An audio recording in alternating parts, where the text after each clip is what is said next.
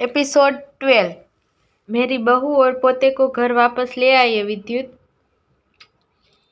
Media और news reporters को देखकर सुमित के माथे पर बल पड़ गया।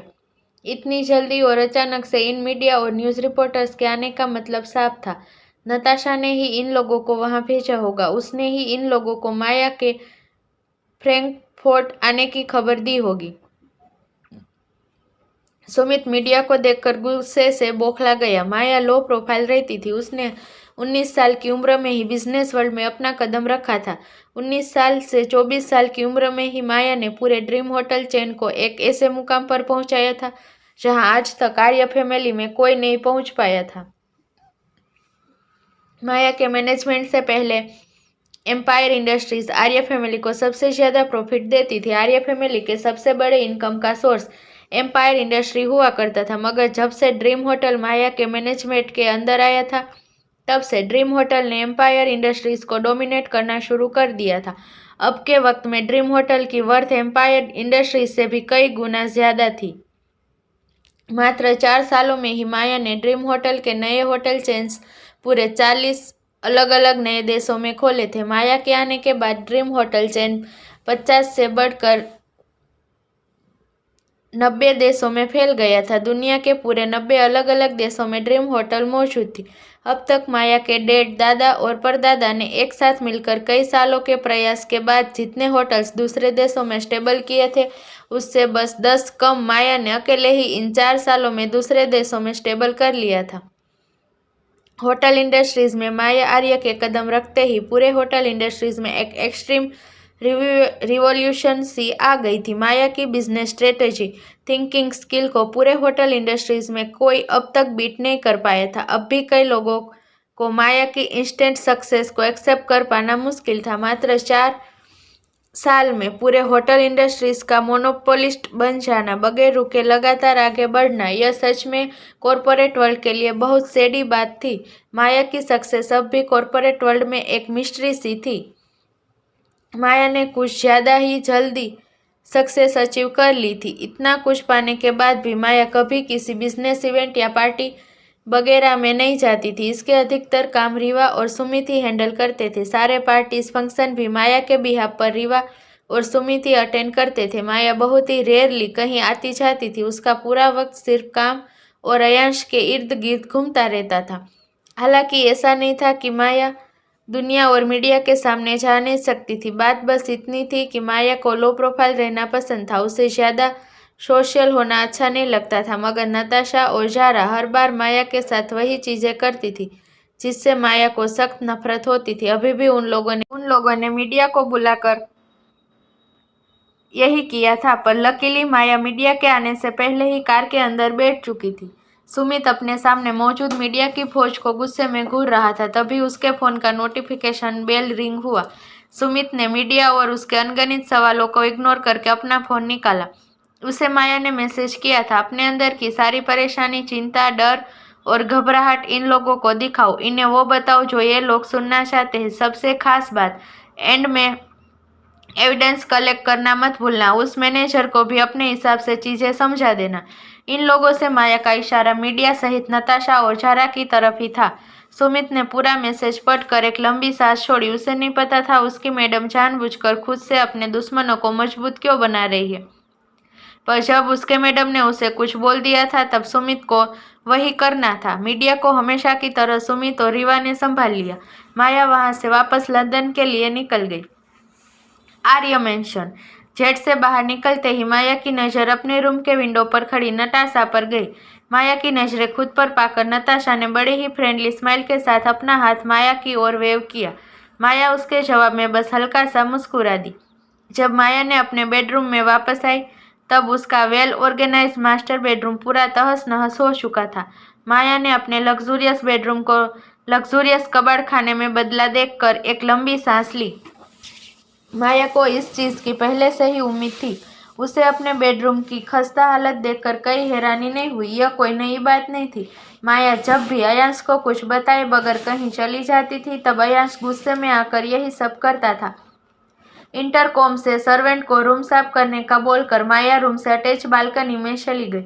अयांश बालकनी में झूले पर अपना सर झुकाए बैठा हुआ था। उसके नन्हे हाथों में रूबिक्स क्यूब मौजूद थी, जिसे अयांश किसी एक्सपर्ट की तरह स्मूथली सॉल्व करने के बाद दूसरा से उलझा देता। माया डोर से टिककर अयांश को खामोशी से देखने लगी। किसी की फ्रेग्रेंस महसूस कर अयांश ने अपना छोटा सा सर उठाकर उस तरफ देखा। माया को देखते ही अयांश ने उसकी अपनी नजरें फेर कर अपना सर दोबारा झुका लिया। माया ने उसकी ओर आते हुए नरमी से कहा, बेबी लुक एट मी। माया के बोलने पर भी अयांश ने उसकी ओर नहीं देखा। वो माया से नाराज था। इतने दिनों बाद लौटने के बाद भी माया उसे वक्त नहीं दे रही थी। सोने से पहले अयांश ने सोचा था कि जगने के बाद आज उसे अपनी ब्यूटीफुल मम्मा का चेहरा देखने को मिलेगा, पर असल में ऐसा कुछ नहीं हुआ। जब वो जगा तब माया दोबारा से उसे छोड़कर जा चुकी थी। माया भी अयांश की नाराजगी समझ रही थी। इसमें बात में कोई दो राय नहीं थी कि माया अयांश को ज्यादा वक्त नहीं दे पाती थी। माया शांति से चलकर अयांश के पास गई। उसने प्यार से अयांश का सर सहलाते हुए कहा, बेबी आई एम सॉरी, यह मेरी गलती है, पर कुछ जरूरी काम आ गया था इसलिए मुझे जाना पड़ा, वरना मैं आपको छोड़कर नहीं जाती। अयांश ने माया की बात सुनकर आराम से उसका हाथ अपने सर से हटा दिया। माया की ओर देखे बगैर अयांश झूले से नीचे उतर गया। माया को अयांश की नाराजगी से बुरा लगा। अपने खाली हाथ को देखकर माया ने अपने होठ भींच लिए। अयांश को ऐसे खुद को इग्नोर करना माया को बिल्कुल भी अच्छा नहीं लगता था। अयांश ने माया से दूर बालकनी के कॉर्नर में जाकर खड़े होते हुए अपनी धीमी उदास आवाज में कहा, आप मुझे भी वहां अपने साथ लेकर जा सकती थी ना मम्मा, पर आप नहीं ले गई। आपके लिए मुझे ज्यादा इम्पोर्टेंट आपका काम है। आपको मेरी या मेरी फीलिंग्स की जरा सी भी फिक्र नहीं है। आप हमेशा हर बार मुझे छोड़कर चली जाती हो जब भी आपका मन करता। अयांश की बात सुनकर माया ने अपनी मुठ्ठियां भींच ली। उसके दिल पर अयांश का हर एक शब्द किसी खंजर की तरह वार कर रहा था। उसे सच में नहीं पता था उसके बेटे के छोटे से दिल में ऐसी बातें भी चलती है। माया ने अपनी आंखें कुछ पल के लिए बंद कर दी। अयांश के पास जाकर उसने पंजों के बल बैठ अयांश को पीछे से अपनी बाहों में भर लिया। अयांश ने माया के इस क्षण पर कुछ नहीं कहा। वो बस खामोशी से अपना सर झुकाए हुए खड़ा रहा। माया ने अयांश को पलटकर अपनी तरफ किया। अयांश का छोटा सा चेहरा अपने हाथों में भर माया ने अयांश के फोरहेड से अपने फोरहेड छोड़ते हुए प्यार से कहा, this was the last time baby. अगली बार से मैं आपको ऐसे बगैर बताए कहीं नहीं जाऊंगी। प्लीज इस बार अपनी मम्मा को माफ कर दो, बस इस आखिरी बार। माया की बात सुनने के लंबे वक्त बाद तक अयांश खामोश रहा। वो माया की ओर देख भी नहीं रहा था। उसकी सुंदर आंखें धरती में गड़ी हुई थी। माया ने उसकी नोज से अपनी नोज रब करते हुए दोबारा से उसे पुकारा, baby please last time. This is the last time mumma. या this is the last time baby. Maya का जवाब सुनकर अयांश ने अपनी पलकें उठाकर उसकी तरफ देखा। दुखी होने पर अयांश बाकी बच्चों की तरह रोता नहीं था। वो बस अपनी नजरें धरती पर गड़ा देता। अयांश की नाराजगी खत्म होती देखकर माया के उदास चेहरे पर बड़ी सी स्माइल आ गई। उसने अयांश को टाइटली हग कर लिया। अयांश ने उसके सीने से लगते हुए कहा, it's really hurts me mumma, please never do this again. Okay baby. Maya Ayansh के बाल पर प्यार से किस करते हुए बोली।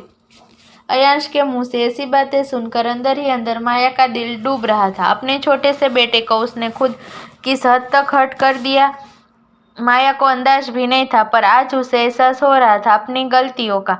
अयांश को अपनी गोद में उठा माया ने मुस्कुराते हुए उससे कहा, बेबी चलो आज हम दोनों साथ में हॉर्स राइडिंग करेंगे, ओके?